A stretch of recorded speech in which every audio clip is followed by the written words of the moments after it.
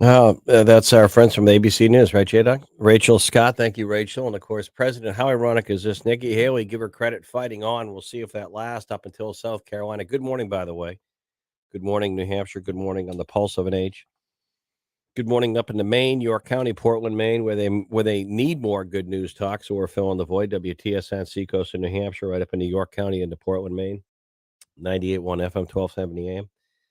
107.7 FM, WTPL, the pulse of an age. Thousands of you are streaming each morning, thousands literally all across the country. So good morning down into Washington, Boston, and caller yesterday in Florida, Alabama, Georgia, Pennsylvania. It's amazing the folks out there. Also, as we get going this morning, going to hear in a moment from Governor Chris Sununu live on Good Morning New Hampshire, the pulse of an age. J Dog, we'll talk a little bit, but more tomorrow on a big Sunday of the NFL Conference Championship games. AFC is the first one, second one NFC. Great prime time in the afternoon for us here. Also, what's going on at University of New Hampshire in Durham? Somber is the mood. Very somber at UNH in Durham, according to Foster's Daily Democrat. Great story about a tough story actually. They're eliminating $14 million in budget cuts because of declining enrollment. $14 million in budget cuts because of climbing enrollment. Could be at least 75 positions or employees will be laid off, according to the President Dean, and cutting expenses because of a declining enrollment at UNH. So we'll come back to that. We'll have some of our regular contributors this morning. It's interesting looking at, Nikki Haley's campaigning. President Trump is back in a federal courtroom or in federal court on a defamation trial, Southern District in New York. I asked President Trump the other morning when he called in on the day of the primary for an extensive, exclusive interview. How do you have the energy and the stamina to go from a courtroom with all these legal cases and then come back to New Hampshire and have a rally? And I don't know, it's really surreal. But nothing seems to slow him down. And yet, Nikki Haley, the big question in all the political circles is Nikki Haley going to stay in this thing? And can she? Is there a path? And it seems like it seems like, and it feels like that the donors, the folks with Nikki Haley want her to stay in this race, even if it gets tougher, to be there in case, kind of that alternative candidate in case. So, we'll see where it goes. But um, I've said, and J Dog, we know we have the governor on. I have said that it just seems that she may not want to hang in this thing into South Carolina, but yet she's out there swinging. I mean, Nikki Haley worked pretty hard here, and in some respects, but they had different styles. And maybe our next guest can talk about it because he talked about it up until the end. Governor Chris Sununu. Donald Trump did these rallies where he comes in and kind of just talks and then pulls out. Nikki Haley did a lot of the retail stuff, a lot of the everywhere, it seems, and she's still going. And let's bring in our first newsmaker of the day. Good morning, New Hampshire, the pulse of NH, New Hampshire Governor Chris Sununu. Well, how are you, sir? You've been around these things. You know they come and go like elections, so it's business as normal now for you. But I have to tell you, in all due respect, you worked pretty hard there in the last couple weeks or month once you endorsed Nikki Haley. I've said on some of the national interviews, I've seen past big names in New Hampshire endorse someone, but they were not there. You were out there really working it.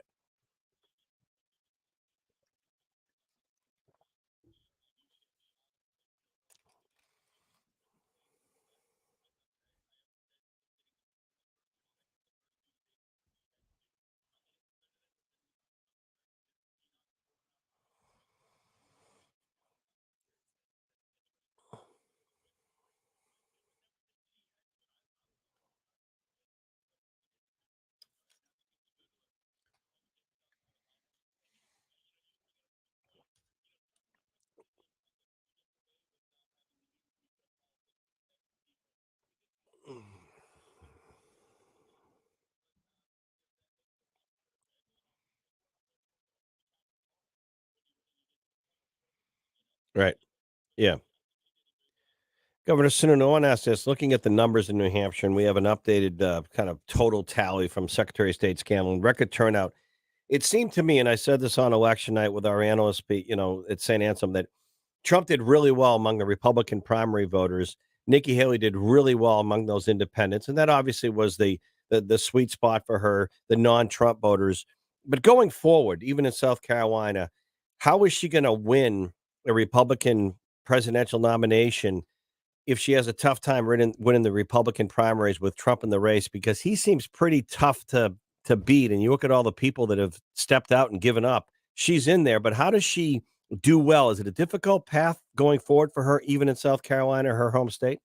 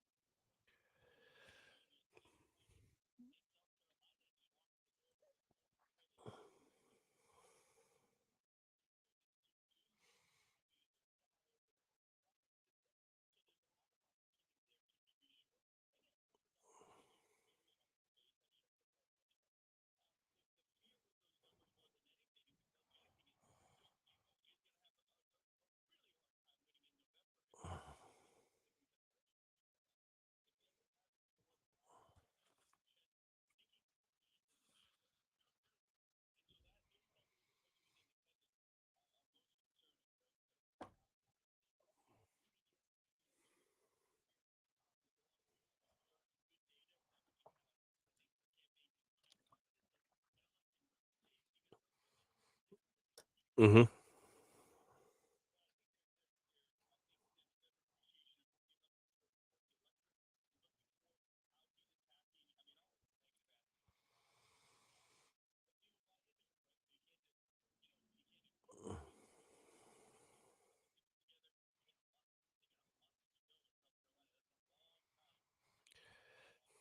Do you think do you advise her to stay in this thing right through Super Tuesday, regardless of even how South Carolina goes? Yep.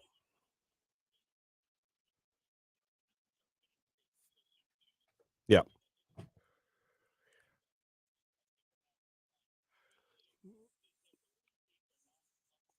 Hmm.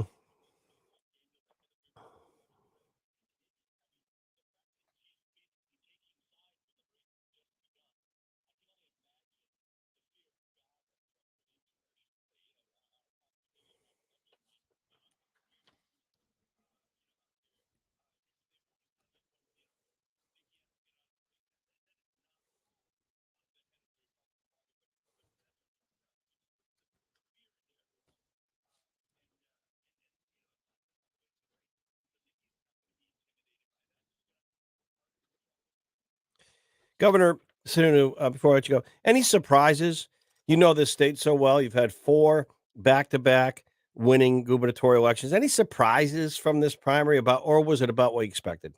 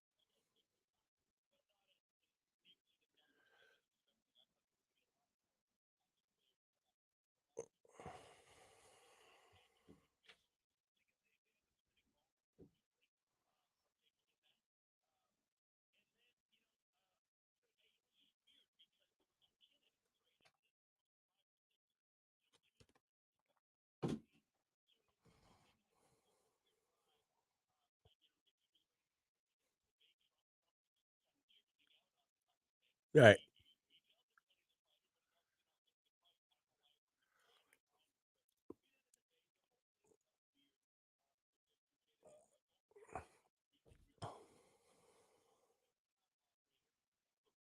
Yeah.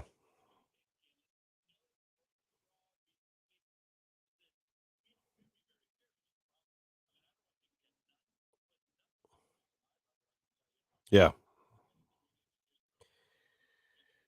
I've said this before. New Hampshire knows how to vote, and we know how to count votes here. We don't seem to have the problems of other states. Before I let you go, Governor, I know your focus has been on the national and local stuff, but you're still the chief executive.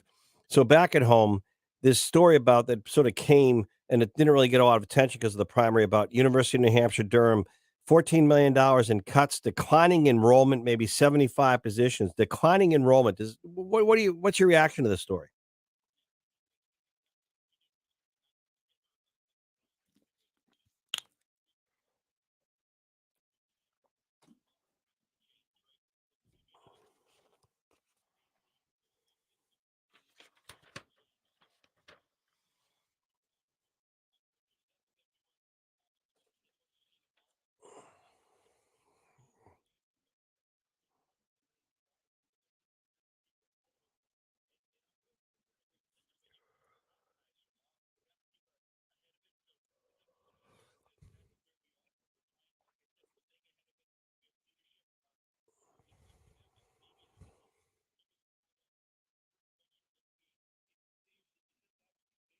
Right, right.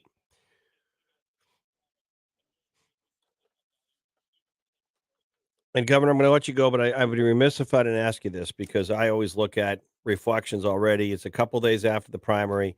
You got a budget in place for the state. New Hampshire seems to be good in place. There's always challenges. And yes, you have more time in your term. That's not what I'm bringing up here. But you're still planning, because I think people probably want to know. Are you still planning kind of a private sector entrance? And I'm not being funny when I say this, but I saw you do a lot of TV national in the last few days. When are you going to get that television show contract wrapped up?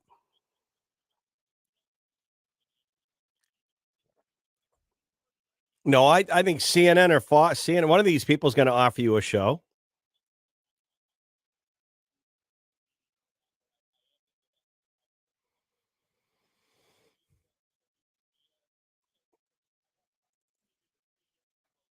Uh, I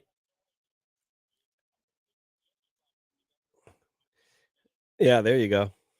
Well, you you're still on the younger side of life. I know you have a family, and proud. By the way, I'm proud. I think it's pretty cool. Our governor and the first lady of a son in the United States Marine Corps. But I got to ask you this: you're going to go back in the private sector. Would you rule out another national run or a run for political office down the road? Is that something? Or are you done now?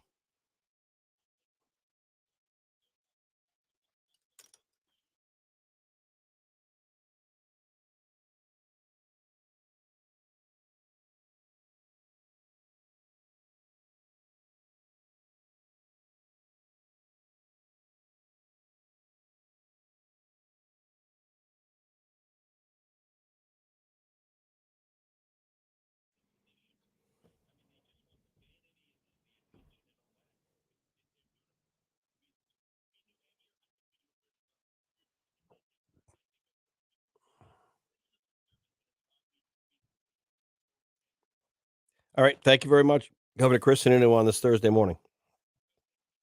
Take a quick break. Hey Google, hey Alexa, play the Pulse of an Age. Back in a moment.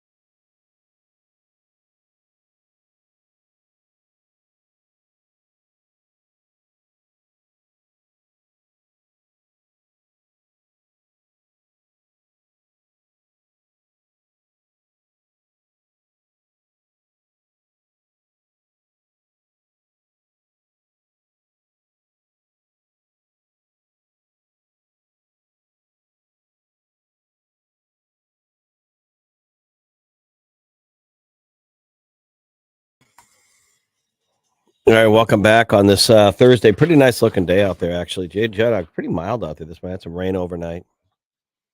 Yeah, I know. Thanks for telling me that. No, no, you probably want me to slip out there. I know. Hey, a lot of people make a big deal of Biden, Democrats, Trump, if it's going to be the presumptive matchup again, and one side versus the other. How about one side versus itself? How about one side versus itself? Then I got to tell you, I'm in a Friday mood already. Big build up to the primary, but the national media, I define, national media as kind of the Washington D.C. kind of the elite, the national newsmakers, and I did enjoy the folks at CNN and some of the national folks at Fox. They're always very gracious, when it was professional, respectful when they ask you to come and do an interview. They're not like arrogant. And I've been dealing with this more than I can count, going back to WMUR TV days and dealing with the networks coming up here. Difference is I always knew they would leave and I would stay here as my home. I remember years ago when I went from WMUR TV to WCVB Channel 5 in Boston, my first contract before I decided to come back to New Hampshire, where I realized I wanted to stay here and make a home and, go with it, family and all that. Kind of important stuff, I guess. Not I guess it is. And remember one of my bosses at Channel 5 in Boston, Phil Balboni, wonderful, wonderful human being, great, great news director, general man. I mean, just a good guy. We had Emily Rooney there, good team. And he said, "Jack, you're about a year or two away from New York." I go, "What do you mean?" He goes, "Well, you're doing great here, and we're number 5 or 6 market in the country, and ABC's already looking at your reporting and your stand up, your live stuff, and you're probably a couple years away from New York." I go, "At network or covering stuff in Washington for the network." I said, "I have no desire to do that." Nope. Don't want to. You know what? I learned at a young age. I didn't want to spend a lifetime in New York City or Washington D.C. and deal with all that crap, all the stress, all the traffic, to go, an hour and a half to go 12 miles to get to work, and then want to come back to a place like New Hampshire when you're older and maybe you've blown through a marriage or two, your kids don't like you, you've paid this price for what? For what? So I always decided to, as they say, stay in the smaller pond. Fine by me. But I'm looking at the national media today. I still have had this feeling years ago at WMUR, and I'm looking at some of the stuff they don't cover. They don't do the stories. Um, they don't they unfortunately, as time has gone on, they seem to have more of a narrative, or more of an agenda. Because I for one think that's ironic, where all the polls don't want Biden and Trump again, and it looks like this is exactly what we might get. But 80% of the people don't want that. So why is it we get that? Because the media does everything they can to make it a Biden Trump rematch. They don't really tear into Joe Biden that much. They give him a lot of deference because of his age or stage in life. I don't know what the deal is. And they don't tear into like anything about the Biden White House, any tensions, what's going on. Does the former president Barack Obama get along well with Biden? They don't really talk about the intrigue, the inside stuff. They just kind of give the Biden path a big buy. That's all Trump, Trump, Trump. Trump's in the news 24/7. And it's amazing because I have a theory that the powers to be on the Democrat side, the DNC, they wanted Biden the last time in New Hampshire, coming out of New Hampshire when he came in fifth, behind Bernie, Buttigieg, Warren, Klobuchar. But they said Bernie can't be our nominee. So they kind of rigged it. They kind of pick, because that's why they didn't run here. They kind of anoint and they pick Biden. I think the powers be. I think Obama was involved in this. He's like, I think the real power behind the scenes, the Democrats. Hey, Joe can win. Joe can beat Trump. Joe can win. People like him. It's like, Grandpa Joe. He's a moderate. Whether or not he is, I don't think he is. But the point is, he can win. But he won't run again. He'll be too old. See, I think Jill Biden, the first lady, really likes this power. And hey, she's loyal to her husband. So was Nancy Reagan. So was all spouses when you get in there are pretty supportive, I guess. That's fine. That's not my point. But no one likes giving up power. And when you're the sitting president of your own party, even though all the polls say you're too old, too confused, I mean, Trump's not wrong when my interview the other day when he said Biden doesn't even know how to get off the stage. You have to come up there and help him. He's not wrong, by the way. But here we go again, Biden, Trump. I think the national media does all they can to kind of prop that up. I think they wanted this rematch, and I mean it sincerely. It just seems like that's what they want for whatever reason. I don't know the reason because most people don't want the same thing. I was struck by it's funny how the guy upstairs works sometimes. I got a email or text from this professor of this political science journalism class at Elon University. I guess Elon's in North Carolina. Used to think it was South Carolina, North Carolina, sorry. So they came up, they sat in the studios, about 12, 15 of them. And just when you get down on the future and you say you weep for the future, I was so inspired and encouraged. The maturity, the smarts, the intelligence of these students.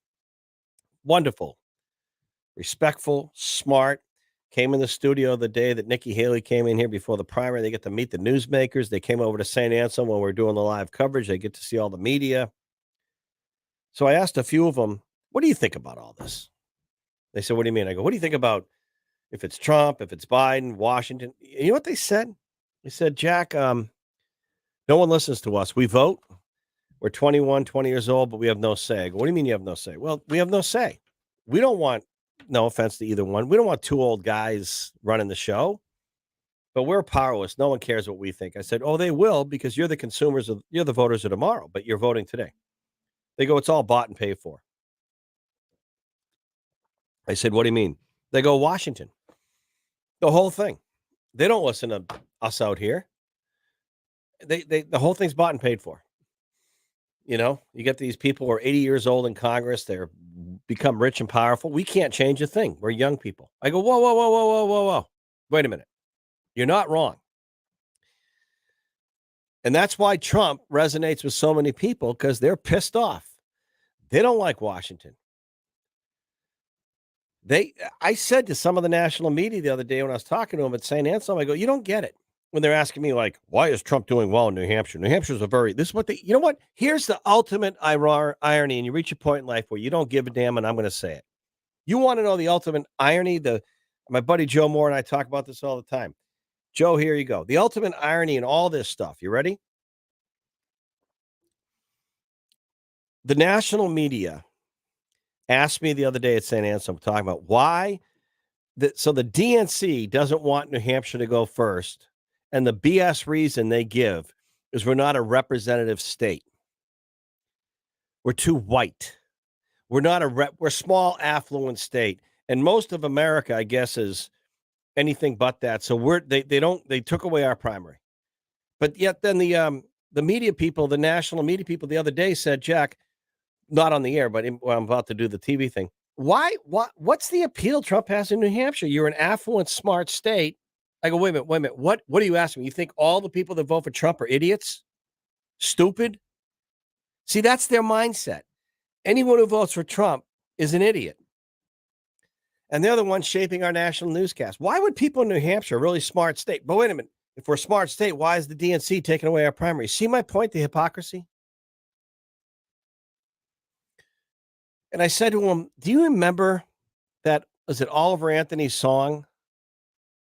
This is you want to know what's going on in this country with Trump? You're so naive and you get all these college degrees and you're no offense, you're the fool. Excuse me, trying to get over this. Oliver Anthony sang this song, Rich Men North of Richmond.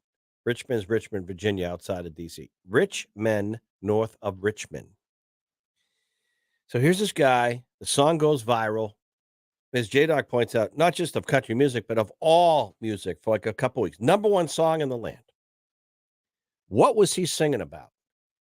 The fact that the little guy has no say over the big guy in Washington. There's the song, folks. Listen to it. You want to know what's going on in America? Listen to that song. People feel that the whole Washington thing is screwing them over every single day of their life. They work hard. We have to balance our budgets. States have to balance budgets. We have to live within our means. We have to pay our bills, but they don't have to. There's a whole separate set of rules in Washington. And all these lawsuits against Donald Trump, all the charges, all the cases, it's because he's Trump. I'm just telling you, half of them should be never have brought against him. And if you want him to go away, you did something really funny to make him relevant. He's in the news every day. Every day he's in the news, and you cover him.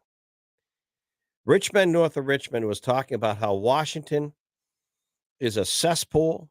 It's full of money and power, and it's not representing the average person who works hard every day, who builds something, who drives something, who pushes something. And that's what's going on in America. And these young kids from Elon, they're not Trump voters and they're not Biden voters. They're future voters, and they feel the whole system sucks. The whole system is broken. And they're probably the beginning of the ones to change it. But I'll tell you right now, New Hampshire is a smart state. We participate.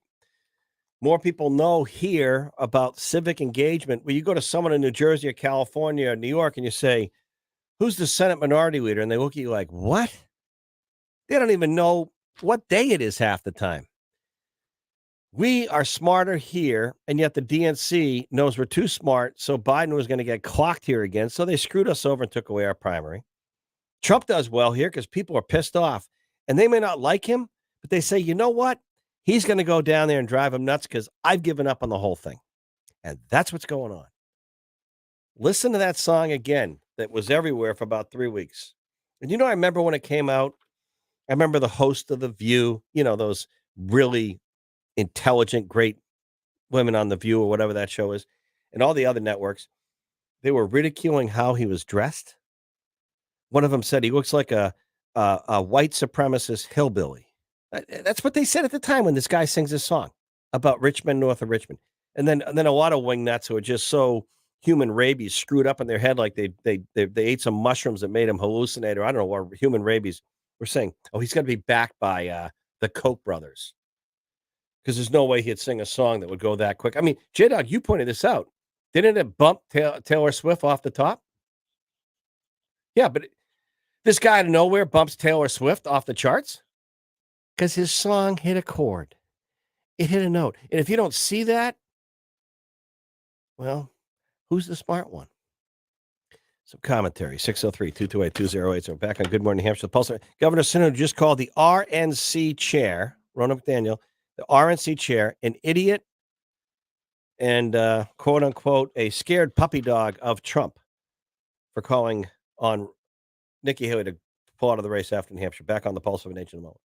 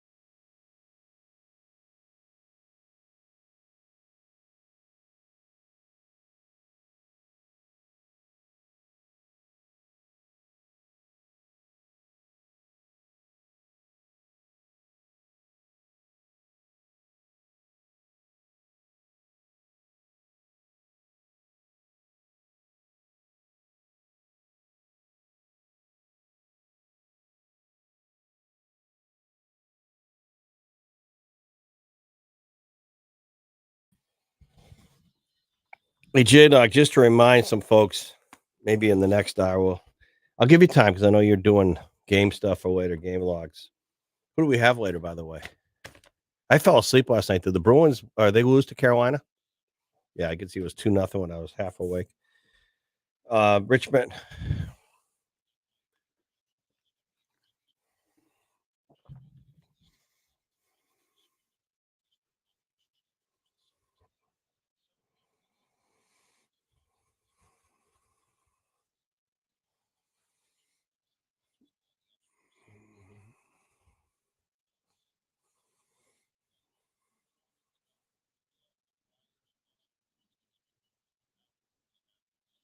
Uh, oh, 3 o'clock?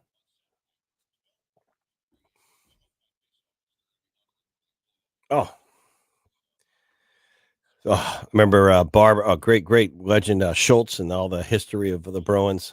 Yeah. Yeah. I'm gonna do a whole segment now and take a break. We come back, maybe we can end the hour to remind people if they want to know what's going on in this election. If you can queue up a little, I'll give you time, J Dog, a little bit of that Richmond north of Richmond, because I know we played that before.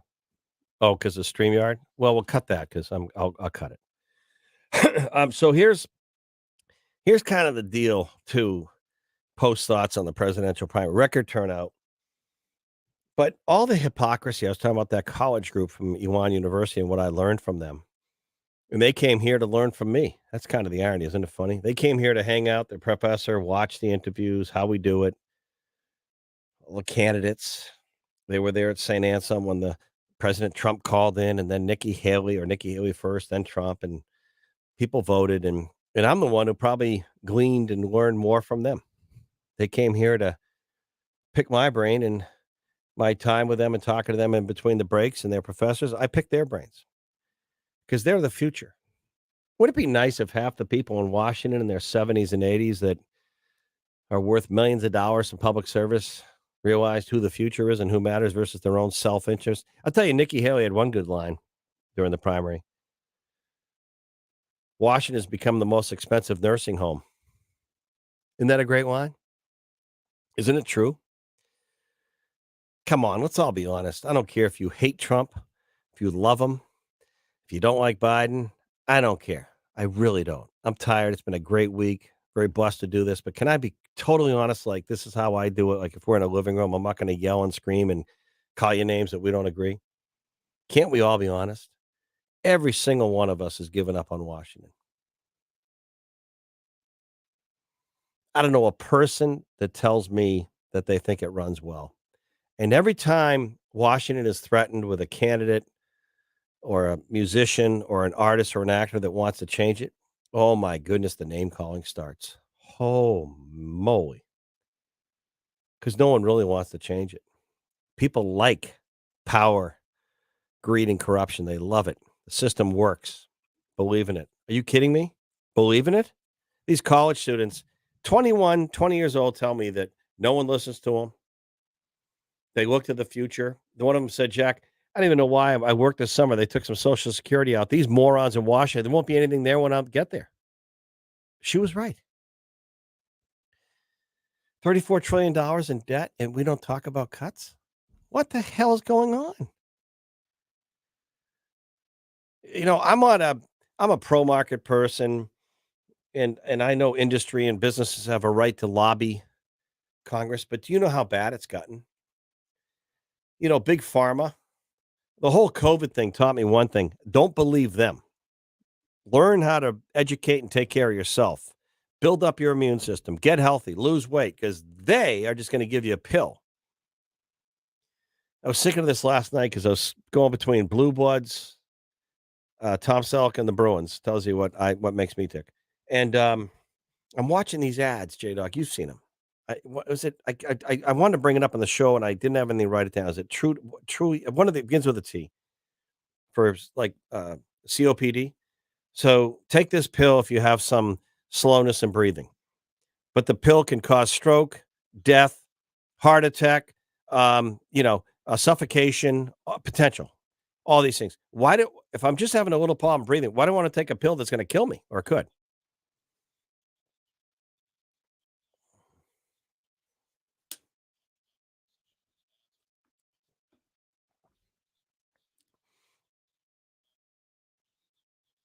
Yeah. Oh, yeah, yeah, yeah, yeah, yeah, your blood pressure is slightly high. Take this, but it could cause death, stroke, suicide, behavioral medications. Take this, make you feel better, but it could cause thoughts of risk and harming yourself and killing yourself. But take it. Oxy, take it, not addictive. Yeah, okay. And we have what? A culture of addiction?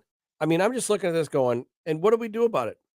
The reason why I did the mental health addiction summit a few weeks ago or the town hall is because no one's talking about the real threats, our mental well being, our health. I don't want to go back to what happened in Lewiston, Maine. Veteran who've been still technically in the army, mental health issues. They knew about it. How many people did he kill? They knew about it. The system knew about it. The army knew about it. Law enforcement was called to his house more than once to say, and his own family said he's going to hurt someone. Mental health is real. Whether or not a person hurts themselves or someone else or depression, anxiety, what do we do? All these pills on TV. And I laugh, all these ads. The blonde lab is jumping in the water, chasing the stick of the tennis ball, and everyone's kayaking and happy, doing the happy dance, and then the side effects come up. You know, I mean, it's just unbelievable. Hemorrhaging, diarrhea, stroke, heart attack, um, you know, death, suicide, but go ahead and take a pill. But don't get better. Oh no, heaven forbids get better. Figure out what's causing the problem. Don't take a pill to lose weight. Take a pill for this, take a pill for that. I'm not against medications when they work, believe me. And sometimes they work very, very well. But our healthcare system is upside down. It's crazy. People can't afford it, so they don't go. Um, Washington is bought and paid for. Good luck. We all, term limits is a form of check and balance. My butt it is. You can't. How do you defeat Mitch McConnell if he wants to run again in Kentucky with a $70 million war chest? How do you beat that? So these kids, it's funny. They came here to learn from me. I learned from them. They're the future, and they don't like what they see. Commentary 603-228-20. I think we have to sneak in one more break. We're back on Good Morning Hampshire, the Pulse of a Nation in a moment.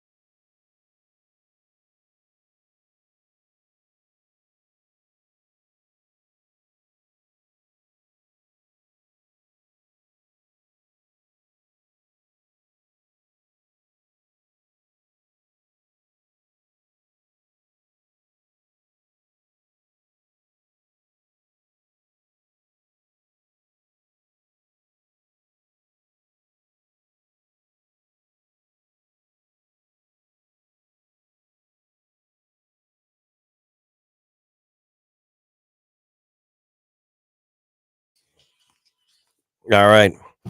Hey, another thing is just we don't think of this. The national folks, again, the hypocrisy is so deep. So many little short books I'd like to write. I don't have the energy or the drive to do it sometimes or the time, but what we, during the break would be a good one. What we talk about during the break. Another one would be hypocrisy, the deepest quicksand on earth. We have the Democrat National Committee. They took away our primary, so they thought. And here's the funny thing. Hey, by the way, congratulations. Hey, you know what? I'm totally remiss. We owe the sitting president of the United States a big congratulations, J Dog. I don't know if we have any band or drum music. Joe Biden didn't even run here. Congratulations, Mr. President. You finally won a primary in New Hampshire. A write-in. You in the White House and your own excuse me, you in the White House and your own party. J Dog, you to help me out here. Oh yeah, it's just every primer I get a head cold. You and your party don't want to run here, so you are not on the ballot and you won the primary. Congratulations. But here's the funny thing, because it is funny, because it's so hypocritical, it has to be funny. Otherwise, it's pathetic and you'll cry. But his own party, the Democrat National Committee, they say New Hampshire's not a good state, a representative state. It's not big enough. It's not representative enough. It's not white. It's too white. It's too affluent. It doesn't represent like other states. So we're gonna take away your primary. How about if you're looking at the participation of voting here? How many people vote? It blows other states off the chart, out of the water. Isn't it funny sometimes the people that talk about democracy and voting, access to voting, early voting, they don't want you to vote in your own party for their president. They're going to anoint. Party bosses like to pick. They like to pick. So early voting, no, it only matters when we want it to matter. New Hampshire is one of the most participation, civic engaged states in the country. It's because of all the decades of presidential politics here, because we really give a damn and people are informed. It's kind of a special thing. I mean, what is New Hampshire known for? We're known for a few things. Our live free or die state motto. Kind of funny. Some people want to take that away. They think it's too aggressive. Good luck. Um, we've even had members of the state legislature, local rep. They wanted to not what don't put that up in schools. It's kind of hard for young kids to get their arms around the idea of live free or die. Maybe they should. Maybe they should understand.